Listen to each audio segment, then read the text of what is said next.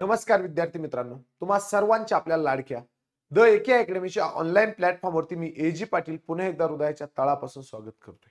तर विद्यार्थी मित्रांनो, आपण बघितलं जिल्हा न्यायालयातील शिपाई पद तसेच क्लर्क पदासाठी भरपूर तिथे जागा आलेल्या होत्या। तिथे तुम्ही फॉर्म पण भरलेले आहेत। 18 तारीख शेवट आहेत। ज्यांनी अजून फॉर्म भरले नसेल त्यांनी फॉर्म भरून घ्या। त्यासाठी जे क्लर्क आणि जी शिपाई पदासाठी 40 आणि शिपाई पदासाठी 30 मार्काचा पेपर आहे, त्या पेपरचं आपण काय करतोय, अति संभाव्य प्रश्न इथे घेत आहे। मी मागे म्हणजे याआधी आपण एक व्हिडिओ तयार केलेला आहे की आपल्याला जिल्हा न्यायालयामध्ये कोणत्या घटकांचा अभ्यास करायचा, कोणत्या घटकांवर भर द्यायचा, यासाठी मी एक व्हिडिओ तयार करून अपलोड तिथे केलेला आहे। ज्यांनी तो व्हिडिओ बघितला नसेल त्यांनी आपल्या याच YouTube चॅनलवरती तो व्हिडिओ बघून घ्या। त्यानंतरला महत्त्वाची गोष्ट म्हणजे जे विद्यार्थी मित्र आपल्या YouTube चॅनलवरती नवीन असाल त्यांनी आपलं YouTube चॅनल सबस्क्राइब करा, व्हिडिओला लाईक करा, कमेंट करा आणि आपल्या मित्रांपर्यंत नक्की काय करा, शेअर करा। तर विद्यार्थी मित्रांनो, भरपूर विद्यार्थी मित्रांचं म्हणणं होतं की सर आम्ही जिल्हा न्यायालयामध्ये फॉर्म भरलेला आहे, पण काय झालंय आम्हाला रिव्हिजन करण्यासाठी काही नोट्स नाही आमच्याकडे किंवा काही लेक्चर्स नाही, आम्ही कशा पद्धतीने अभ्यास करू शकतो। तर विद्यार्थी मित्रांनो, खास तुमच्यासाठी आपण जिल्हा न्यायालयातील तू कनिष्ठ लिपिकचा अभ्यास कर किंवा तू डायरेक्ट शिपाई पदाचा अभ्यास कर, तुझ्यासाठी आपण 149 रुपयामध्ये कोर्स इथे काय केलाय, लॉन्च केलेला आहे। ओके, हा कोर्स तू काय करू शकतो मित्रा, परचेस करू शकतो। 149 रुपयाची फी आहे आणि याचा कालावधी जर तू बघितला तर 4 महिन्याचा कालावधी आहे। मग यामध्ये तुला काय भेटणार, तुला जेव्हा जिल्हा न्यायालयाची त्यांची जी अभ्यासक्रम सिलेबस जो आला त्यामध्ये त्यांनी सांगितलंय तुला सामान्य ज्ञान या विषयाचा अभ्यास करावा लागेल। मग त्यामध्ये इतिहास आहे, नागरिक शास्त्र आहे, विज्ञान आहे, भूगोल आहे। त्यानंतर तुला चालू घडामोडी या विषयाचा अभ्यास करावा लागेल। त्यानंतर तुला व्याकरणाचा अभ्यास करावा लागेल। मग आपण सामान्य ज्ञान, मराठी व्याकरण, इंग्लिश व्याकरण आणि चालू घडामोडी याचे लेक्चर तुला या कोर्समध्ये दिलेले आहेत। प्लस पीडीएफ स्वरूपात नोट्स सुद्धा तुला तिथे भेटणार आहे। आणि हे सर्व किती रुपयाला आहे, फक्त 149 रुपयाला आहे। ज्या विद्यार्थी मित्रांना ही बॅच परचेस करायची आहे त्यांनी लवकरात लवकर ती बॅच काय करू शकतात, परचेस करू शकतात। काही अडचण असेल तर आमचा मोबाईल नंबर इथे दिसतोय, कधीही आम्हाला तुम्ही कॉन्टॅक्ट करू शकता। डायरेक्ट द एके अकॅडमीची ऍप डाउनलोड करा, कोर्स परचेस करा, रेकॉर्डेड बॅच आहे, केव्हाही तुम्ही लेक्चर बघू शकता। तर विद्यार्थी मित्र, आणि अत्यंत महत्त्वाची गोष्ट म्हणजे 51 रुपयाची एक टेस्ट सिरीज सुद्धा आपण इथे लॉन्च केलेली आहे। 17 पेपर आहेत। ओके, ही टेस्ट सिरीजचा तुम्ही फायदा घेऊ शकता। तर विद्यार्थी मित्र, आजचा पहिला क्वेश्चन आपला काय आहे, अयोग्य जोडी ओळखा म्हणजे चुकीची जोडी ओळखा। प्लासीचे युद्ध 1757, बक्सारचे युद्ध 1764, पहिल्या इंग्रज म्हैसूर युद्ध 1766-69, त्यानंतरला यापैकी एकही नाही। ओके, एकदम सुंदर क्वेश्चन आहे पराव, अजिबात घाबरून जायचं काम नाही, द्या लक्ष। तर लेकरांनो, आपल्याला माहिती आहे आता मोस्ट आयएमपी मुद्दे तुम्हाला मी इथे क्लिअर करणार आहे। 1600 काय झाली ती म्हटलं, काय झाली, 31 डिसेंबर 1600 ब्रिटिश ईस्ट इंडिया कंपनीची स्थापना। ब्रिटिश ईस्ट इंडिया कंपनीची स्थापना करणार राणी कोणी, राणी एलिझाबेथ। राणी कोणी, राणी एलिझाबेथ, राणी एलिझाबेथ। हा पॉइंट क्लिअर झाला। आता लक्षात ठेव, 1600 मध्ये ब्रिटिश ईस्ट इंडिया कंपनी स्थापना झाली आणि मुघल सत्तेची स्थापना 1526 ला झालेली आहे। 1526 ते 1530 पर्यंत मुघल बादशाह बाबर होता। 1530 ते 1540 पर्यंत, त्यानंतर 55-56 ला मुघल बादशाह हुमायूं होता। 1556 पासून ते 1605 पर्यंत, 1605 पर्यंत, 1556 पासून ते 1605 पर्यंत मुघल बादशाह होता अकबर। मुघल बादशाह कोण होता पराव, अकबर होता। म्हणजे जेव्हा ब्रिटिश ईस्ट इंडिया कंपनीची स्थापना झाली तेव्हा मुघल बादशाह कोण आहे, अकबर आहे। राणी एलिझाबेथने ब्रिटिश ईस्ट इंडिया कंपनीची स्थापना केली, पण 1602 मध्ये तिचा मृत्यू झाला। 1602 मध्ये तिचा मृत्यू झाला, त्यामुळे तिच्या कार्यकाळामध्ये ब्रिटिश ईस्ट इंडिया कंपनी भारतात येऊ शकली नाही। मग ब्रिटिश ईस्ट इंडिया कंपनी भारतात येण्यासाठी 1608 ला निघाली आणि 1608 ला जॉर्ज कॅप्टन हॅकिंग्स नावाचा व्यक्ती, कोण, कॅप्टन हॅकिंग्स नावाचा व्यक्ती, कॅप्टन हॅकिंग्स नावाचा व्यक्ती 1608 ला भारतामध्ये आलेला आहे। कॅप्टन हॅकिंग्स हा पहिला इंग्रज अधिकारी आहे, पहिला इंग्रज खलाशी जो 1608 ला भारतामध्ये आला। आता 1605 ला मुघल बादशाह अकबरचा मृत्यू झाला आणि याचा चिरंजीव मुघल बादशाह जहांगीर बनला। कोण बनला, जहांगीर बनला। तर आपल्याला आता दोन ठिकाणी क्वेश्चन कन्फ्युज करतो। पहिला क्वेश्चन, ब्रिटिश ईस्ट इंडिया कंपनीची स्थापना झाली तेव्हा मुघल बादशाह कोण होता, अकबर, आणि ब्रिटिश ईस्ट इंडिया कंपनीचं आगमन झालं तेव्हा मुघल बादशाह कोण होता, जहांगीर. मग ब्रिटिश ईस्ट इंडिया कंपनी भारतामध्ये 1608 ला आली, कॅप्टन हॅकिंग्स आलेला आहे. 1612 मध्ये जहांगीरच्या काळामध्ये ब्रिटिश ईस्ट इंडिया कंपनी आणि पोर्तुगीज यांच्यात स्वालीचं युद्ध झालं. 1613 ला ब्रिटिश ईस्ट इंडिया कंपनी आपली पहिली वखार म्हणजे त्याला फॅक्टरी म्हणतो आपण, सुरत येथे स्थापन केली. ब्रिटिश ईस्ट इंडिया कंपनीने आपली पहिली वखार सुरत येथे स्थापन केलेली आहे. हा पॉइंट क्लिअर झाला. आता महत्वाचे मुद्दे. आता ब्रिटिश ईस्ट इंडिया कंपनीने आपला विस्तार करायला सुरुवात केली आणि त्यांचं एक निर्णायक युद्ध झालं 23 जून 1757 ला. मोस्ट आयएमपी पॉइंट, हा पॉइंट लिहून ठेवा. 23 जून 1757 ला ब्रिटिश ईस्ट इंडिया कंपनी आणि बंगालचा नवाब सिराजुद्दौला, बंगालचा नवाब सिराजुद्दौला आणि ब्रिटिश ईस्ट इंडिया कंपनीचा रॉबर्ट क्लाइव्ह यांच्यामध्ये प्लासीचे युद्ध झाले. कोणते युद्ध झाले? प्लासीचे युद्ध झाले. सिराजुद्दौलाचा पराभव झाला. त्यानंतरला 22 ऑक्टोबर 1764 ला युद्ध झालं. 22 ऑक्टोबर 1764 ला युद्ध झालं. हे युद्ध अवध प्रांताचा नवाब सुजाउद्दौला, बंगालचा नवाब मीर कासिम, मुघल बादशाह शाह आलम दुसरा विरुद्ध ब्रिटिश ईस्ट इंडिया कंपनी. या युद्धाचं नाव आहे बक्सारचे युद्ध. बक्सारचे युद्ध. आता बक्सारच्या युद्धामुळे ब्रिटिश ईस्ट इंडिया कंपनीचा काय झाला? मोठ्या प्रमाणात प्रसार झाला आणि मग हिच्यावर नियंत्रण आणण्यासाठी 1773 चा रेग्युलेटिंग ऍक्ट आला. 1773 चा काय आला? रेग्युलेटिंग ऍक्ट आला.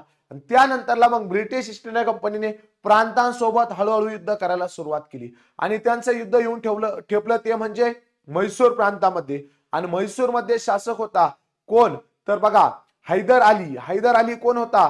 तर टिपू सुलतानचे वडील हैदर अली. हैदर अली आणि ब्रिटिश ईस्ट इंडिया कंपनी यांच्यामध्ये म्हैसूर युद्ध सुरू झालं. कोणतं युद्ध सुरू झालं? म्हैसूर युद्ध सुरू झालं. आणि पहिलं म्हैसूर युद्ध 1766 ते 69 चाललं. पहिलं म्हैसूर युद्धाचा पगडा यांच्या बाजूने होता. कुणाच्या? म्हैसूरचा जो शासक होता हैदर अलीच्या. त्यानंतरला दुसरं इंग्रज म्हैसूर युद्ध सुरू झालं 1780 ते 1784 या दरम्यान दुसरं इंग्रज म्हैसूर म्हणजे ते 86 पर्यंत चालू होतं. पण 1784 ला हैदर अलीचा मृत्यू झाला कॅन्सरमुळे. आणि आता हैदर अलीचा मृत्यू झाल्यामुळे त्याचा मुलगा टिपू सुलतान दुसरं म्हैसूर युद्ध सुरू ठेवलं. त्यानंतरला 1792 ला तिसरं इंग्रज म्हैसूर युद्ध सुरू होतं. त्याचा श्रीरंगपट्टणम तह झाला. श्रीरंगपट्टणम तह तिसरे इंग्रज म्हैसूर युद्ध. आणि त्यानंतरला शेवटी म्हणजे 1799 ला काय झालं? तर 1799 मध्ये पुराव इंग्रज आणि म्हैसूर यांच्यात चौथं युद्ध झालं. आणि त्या युद्धामध्ये 4 मे 1799 ला टिपू सुलतानचा श्रीरंगपट्टणम येथे काय झाला? मृत्यू झाला. तर हे तिन्ही सेंटेन्स बरोबर आहे. प्लासीचे युद्ध 1757, बक्सारचे युद्ध 1764, इंग्रज म्हैसूर पहिले युद्ध. त्यानंतरला आपल्याला काय विचारलंय? अयोग्य जोडी ओळखा म्हणजे चुकीची जोडी ओळखा. यापैकी एकही चुकीचं नाही. पुढे 2 नंबरचा क्वेश्चन त्याच्यापेक्षा झाक आहे. अहमदनगर शहर कोणत्या नदीच्या काठी वसलेले आहेत? काल आपण पाहिलं अहमदनगर शहराची स्थापना अहमद शाह निजामने केली. चांद बीबीने अहमदनगरचा किल्ला जेव्हा अकबरने 1595 ला अकबरने जेव्हा अहमदनगर हल्ला केला तेव्हा चांद बीबीने तो काय केला? लढवला मुघलांच्या विरुद्ध. 1595 तारीख म्हणजे साल लक्षात ठेवा. तर हे अहमदनगर महाराष्ट्रातील सर्वात मोठा जिल्हा असून तो सीना नदीच्या काठावरती आहे. अहमदनगर शहर सीना नदीच्या काठावरती आहेत. आणि अहमदनगर हा जिल्हा महाराष्ट्रातील सर्वात मोठा जिल्हा आहे. अहमदनगरचं नवीन नाव अहिल्यानगर करण्याचं काय प्रगतीपथावर आहे. पुढे खालीलपैकी कोणत्या राज्याला सर्वाधिक समुद्र किनारा लाभलेला आहे? भारतामध्ये 7517 किमीचा समुद्र किनारा लाभलेला आहे. भारताला 7517 किमीचा समुद्र किनारा लागलाय. यापैकी सर्वाधिक समुद्र किनारा लाभलेलं राज्य कोणतं आहे? तर गुजरात आहे 1600 किमी. भारताला 3 बाजूने समुद्र लागलाय. या बाजूने म्हणजे पश्चिमेला जो समुद्र आहे त्याचं नाव आहे अरबी समुद्र. पूर्वेला जो समुद्र आहे त्याचं नाव आहे बंगालचा उपसागर आणि दक्षिणेला हिंदी महासागर. ओके. तर या पद्धतीने भारताला 3 बाजूने समुद्र किनारा लाभलेला आहे म्हणून याला आपण द्वीपकल्पीय पठार असे म्हणतो. ओके. तर अरबी समुद्राला गुजरात आहे, महाराष्ट्र आहे, गोवा आहे, कर्नाटक आणि केरळ आहे, खाली तमिळनाडू पण आहे. हिंदी महासागराला पूर्ण तमिळनाडू आहे. तमिळनाडू, ओडिसा, आंध्र प्रदेश, पश्चिम बंगाल बंगालच्या उपसागराला आहे. ओके, तर आता बघा, सर्वाधिक समुद्र हा गुजरात राज्याला लाभलेला आहे. सर्वाधिक समुद्र गुजरात राज्याला 1600 किमी लाभलाय आणि सर्वात कमी समुद्र गोव्याला लागलाय. सर्वात कमी समुद्र महाराष्ट्राच्या दक्षिणेकडे आहेत. महाराष्ट्राच्या एकमेव जिल्ह्याची सीमा गोव्याला आहे. भारतातलं सर्वात छोटं राज्य जर आपण म्हटलं तर गोवा आहे क्षेत्रफळाने. सर्वात कमी समुद्र किनारा लाभलेलं राज्य कोणतं आहे? गोवा, फक्त 101 किलोमीटर. आता तुला विचारलं महाराष्ट्रामध्ये, तर महाराष्ट्राला 720 किमीचा समुद्र किनारा लागलाय. वरती पालघर, त्याच्या खाली ठाणे, मुंबई शहर, मुंबई उपनगर, रायगड, रत्नागिरी आणि काय सिंधुदुर्ग या जिल्ह्यांना आपल्याला समुद्र किनारा लाभलेला बघायला भेटतो. 720 किमीचा समुद्र किनारा महाराष्ट्राला आहे. त्यापैकी सर्वाधिक रत्नागिरीला आहे 237 किमी. सर्वाधिक समुद्र किनारा लाभलेला जिल्हा कोणता आहे? रत्नागिरी, 237 किमी. आणि सर्वात कमी ठाणे, फक्त 35 किलोमीटर. सर्वात कमी कोण आहे? ठाणे. हा पॉइंट तुमचा क्लिअर झाला. तर भारताला सर्वाधिक समुद्र किनारा लाभलेलं राज्य कोणतं आहे? गुजरात. पुढील क्वेश्चन आहे, भारतातील पहिले कुटुंब न्यायालय कुठे सुरू झाले? आता आपण जिल्हा न्यायालयात जर अभ्यास करत असेल तर अशा घटकांवरती आपल्याला क्वेश्चन बनवू शकतो. 1984 साली कायदा तयार करण्यात आला. 1988 साली स्थापना करण्यात आली आणि भारताचं पहिलं कुटुंब न्यायालय स्थापन झालं पुणे येथे. कुटुंब न्यायालयामध्ये पोटगी सारखे खटले सोडवले जातात. भारताचं पहिलं कुटुंब न्यायालय कुठे? पुणे येथे झालेलं आहे. मुंबईला आपलं महाराष्ट्राचं उच्च न्यायालय आहे. महाराष्ट्राचं हायकोर्ट. उच्च न्यायालयाची तरतूद भारताच्या संविधानाच्या कलम 214 मध्ये आहे. भाग 6 मधील प्रकरण 2 मधील कलम 214 मध्ये उच्च न्यायालय आहे. ओके, तर मुंबई उच्च न्यायालयाला 3 खंडपीठ आहे. मुंबई उच्च न्यायालयाला खंडपीठ 3 आहे. पहिलं खंडपीठ म्हणजे नागपूर, दुसरं खंडपीठ म्हणजे छत्रपती संभाजीनगर, छत्रपती संभाजीनगर, आणि त्यानंतरचं खंडपीठ म्हणजे गोव्याला पणजीला आहे. ह्योही पॉइंट तुम्ही लक्षात ठेवणं काळाची गरज. चला, त्यानंतर पुढील क्वेश्चन, हेलियम मध्ये, हेलियमची संज्ञा काय याची? हेलियम मध्ये जर 2 प्रोटॉन असेल तर टिंब इलेक्ट्रॉन आढळतात. आता लक्षात ठेवा, कोणतंही मूलद्रव्य जर आपण घेतलं, कोणता एलिमेंट्स जर आपण घेतला, तर त्या एलिमेंट्स मध्ये जेवढे प्रोटॉन असतात तेवढेच इलेक्ट्रॉन असतात. म्हणजे एलिमेंट्स मध्ये प्रोटॉन आणि इलेक्ट्रॉन काय असतात? त्यांची संख्या सारखीच असते. मग जर आपल्या हेलियम मध्ये 2 प्रोटॉन असेल तर हेलियम मध्ये इलेक्ट्रॉन किती आढळणार? हेलियम मध्ये 2 इलेक्ट्रॉन आढळणार. आता माझा एक क्वेश्चन तुमच्यासाठी होमवर्कला, इलेक्ट्रॉनचा शोध कुणी लावला? या प्रश्नाचं उत्तर कमेंट बॉक्स मध्ये तुम्ही द्यायचं. ओके, तुमच्यासाठी होमवर्क आहे. कोणता? इलेक्ट्रॉनचा शोध कुणी लावला? ओके, चला, तर हिलियम मध्ये 2 प्रोटॉन आणि 2 इलेक्ट्रॉन आढळतात. हेलियमच्या अणुकेंद्रकामध्ये असतात. ते पुढे, भारताच्या घटनेच्या कितव्या मूलभूत कर्तव्याचा, भारताच्या घटनेत कितव्या कलमात मूलभूत कर्तव्यांचा समावेश करण्यात आलेला आहे? भारताच्या संविधानामध्ये 42वी घटना दुरुस्ती झाली. 42वी घटना दुरुस्ती भारताच्या संविधानाची सर्वात मोठी घटना दुरुस्ती आहे.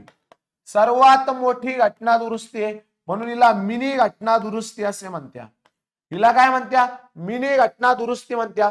42वी घटना दुरुस्ती 1976 मध्ये इंदिरा गांधींच्या काळात झालेली आहे. सरदार सुवर्णसिंग नावाची समिती स्थापन केली. सरदार सुवर्णसिंग नावाची समिती स्थापन केली आणि या सरदार सुवर्णसिंग समितीनुसार भारताच्या संविधानात भाग 4A कलम 51A समाविष्ट केला. कलम 51A समाविष्ट केला आणि त्यामध्ये मूलभूत कर्तव्य टाकलेले आहेत. तर भारताच्या संविधानाच्या कलम 51A मध्ये आपल्याला काय बघायला भेटत्या? मूलभूत कर्तव्य बघायला भेटतात. मूलभूत कर्तव्य भारताच्या संविधानात टाकण्यासाठी महत्वाचे योगदान कोणाचं आहे? सरदार सुवर्णसिंग समितीचं. सरदार सुवर्णसिंग समिती. 86वी घटना दुरुस्ती 2002 मध्ये झाली. तेव्हा 11वे म्हणजे के नंबरचे मूलभूत कर्तव्य समाविष्ट केले. भारताच्या संविधानामध्ये आता 11 मूलभूत कर्तव्य रशियाच्या घटनेकडून घेतलेले आहे. त्यानंतर पुढे, भारतात नीती आयोगाचे अध्यक्ष कोण आहेत? तुमच्यासाठी होमवर्कला क्वेश्चन. ओके, क्या बात है. चला, काय क्वेश्चन आहे? भारतामध्ये नीती आयोगाचे अध्यक्ष कोण आहेत? ओके, पहिला ऑप्शन आहे पंतप्रधान, दुसरा राष्ट्रपती, तिसरा उपराष्ट्रपती, चौथा लोकसभा अध्यक्ष. नियोजन आयोग रद्द करण्यात आलं आणि त्या जागी नीती आयोग स्थापन केलं 1 जानेवारी 2015ला. 1 जानेवारी 2015ला नीती आयोगाची स्थापना करण्यात आलेली आहे. पहिल्या नीती आयोगाचा कार्यकाल 2020 होता. दुसऱ्या नीती आयोगाचा कार्यकाल 2020 ते 2025 असणार आहे. स्वरांच्या प्रकारानुसार योग्य उत्तर लिहा. संयुक्त स्वर A, म्हणजे आम्ही तुम्हाला काल बोललो होतो मराठी व्याकरणामध्ये एकूण 14 स्वर आहेत. अ आ इ ई उ ऊ तृ लु ए ओ औ अम ये औ या आणि अ. अम आणि आ काय आहेत हे आपल्याकडे ते स्वरादी आहेत. तर मराठी व्याकरणामध्ये जे 14 स्वर आहेत या 14 स्वरांपैकी पुराव 4 संयुक्त स्वर आहेत. तुला क्वेश्चन विचारला जाईल मराठी व्याकरणातील संयुक्त स्वर किती. मराठी व्याकरणामध्ये किती संयुक्त स्वर आहेत तर मराठी व्याकरणामध्ये 4 संयुक्त स्वर आहेत. मराठी व्याकरणातला पहिला संयुक्त स्वर तो म्हणजे ए. मराठी व्याकरणातला दुसरा संयुक्त स्वर तो म्हणजे देखील ए. मराठी व्याकरणातला तिसरा संयुक्त स्वर तो म्हणजे ओ आणि मराठी व्याकरणातला चौथा संयुक्त स्वर तो म्हणजे औ. हे मराठी व्याकरणामध्ये 4 संयुक्त स्वर आहेत. संयुक्त स्वर म्हणजे काय ज्या दोन स्वरांची निर्मिती ज्या दोन स्वरांपासून एक स्वर निर्माण झाला असेल 2 किंवा त्यापेक्षा जास्त आपण म्हणू शकतो त्याला संयुक्त स्वर असे म्हणतात. हा स्वर कोणत्या स्वरांपासून निर्माण झाला बघ. ए अ अधिक ई पहिला वापर किंवा दुसरा वापर. अ अधिक ई पहिला वापर किंवा दुसरा वापर हा ए सुरू होतो म्हणजे याचं उत्तर ऑप्शन क्रमांक 1 आहे. ए हा संयुक्त स्वर अ अधिक पहिला ई किंवा दुसरा ई. ए हा संयुक्त स्वर कसा तयार झाला बघा. आ अधिक पहिला ई किंवा दुसरा ई याला दीर्घ ह्रस्व ई म्हणतो याला दीर्घ ई म्हणतो. आ अधिक पहिला ई किंवा दुसरा ई काय सुरू झालं ए. ओ हा संयुक्त स्वर कसा सुरू झाला बघा ओ. अ अधिक पहिला उ किंवा दुसरा उ काय सुरू झालं ओ. म्हणजे ओ हा संयुक्त स्वर कसा तयार झालाय अ अधिक पहिला उ किंवा दुसरा उ. औ हा संयुक्त स्वर कसा तयार झाला बघा आ अधिक पहिला उ किंवा दुसरा उ काय तयार झाला ओ. हे चारही पॉइंट आपल्याला लक्षात ठेवायचे. मराठी व्याकरणामध्ये 14 स्वर आहेत. 14 स्वरांपैकी 4 संयुक्त स्वर आहेत. 4 संयुक्त स्वर कोणते ए ओ औ. ए हा संयुक्त स्वर कसा तयार झाला अ अधिक ई आ अधिक ई ए त्यानंतर ओ मोठा या दीर्घ ओ अ अधिक उ औ आ अधिक उ. ओके चला त्यानंतर पुढील क्वेश्चन क ख म म भ म हे कोणते स्वर आहेत तर हे कोणते व्यंजन आहे असं पाहिजे. काय हे कोणते व्यंजन आहे हे कोणते व्यंजन आहेत क ख भ म. क पासून ते म पर्यंतचे व्यंजन हे टिंब व्यंजन आहे असं आपल्याला विचारलेलं आहे. तर लेकराव मराठी व्याकरणामध्ये 34 व्यंजन आणि 2 संयुक्त व्यंजन आहे.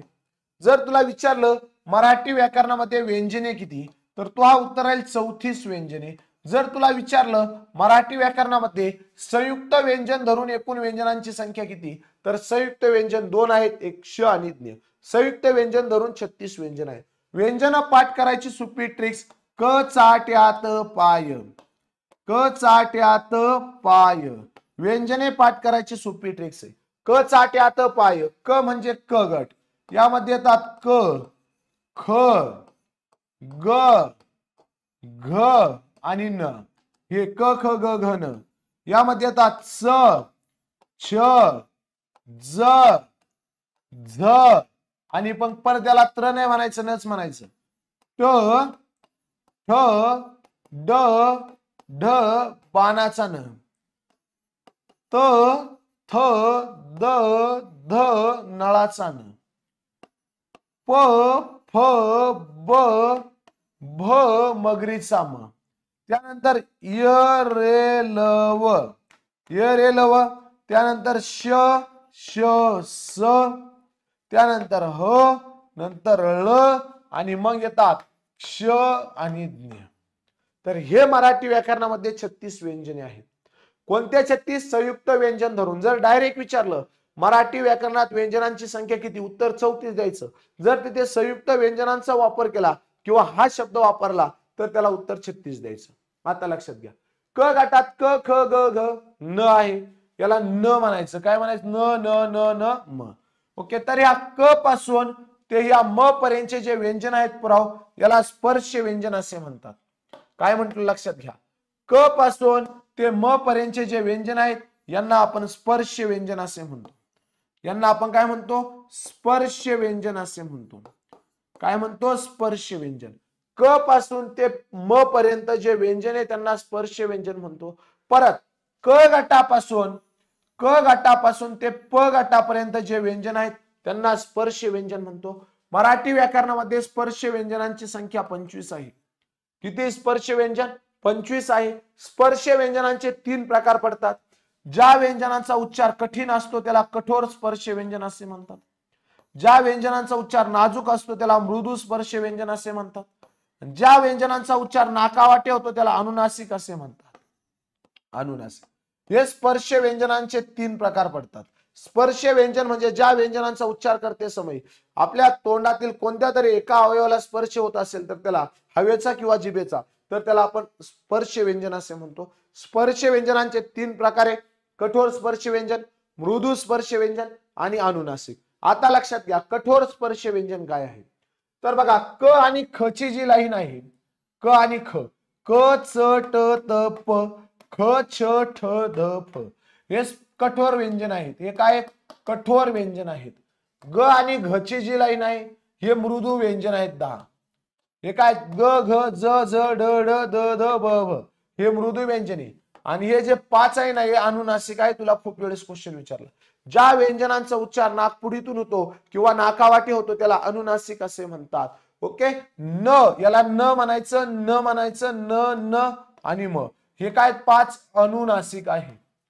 हे अनुनासिक आहे. अनुनासिक म्हणजे नाकातून उच्चार होणे. त्यानंतरला य र ल व, हे मराठी व्याकरणातील अर्ध स्वर आहे. तुला विचारत्या मराठी व्याकरणात एकूण अर्ध स्वर किती? मराठी व्याकरणात पहिला अर्ध स्वर ये, दुसरा ल ये, र ये, तिसरा ल ये, चौथा व ये. य र ल व हे अर्ध स्वर आहेत. अर्ध स्वरांची संख्या किती आहे? 4. ज्या व्यंजनांचा उच्चार स्वरासारखा होतो त्याला अर्ध स्वर म्हणतात. श श स, ज्या व्यंजनांचा उच्चार करते वेळेस मोठ्या प्रमाणातून तोंडावाटे हवा बाहेर फेकली जाते, श श स म्हण, उष्म्य व्यंजन म्हणते त्यांना. काय? उष्म्य व्यंजन. उष्णता जास्त लागते. ह हा मराठी व्याकरणातील सर्वात मोठा महाप्राण आहे. महाप्राण आहे.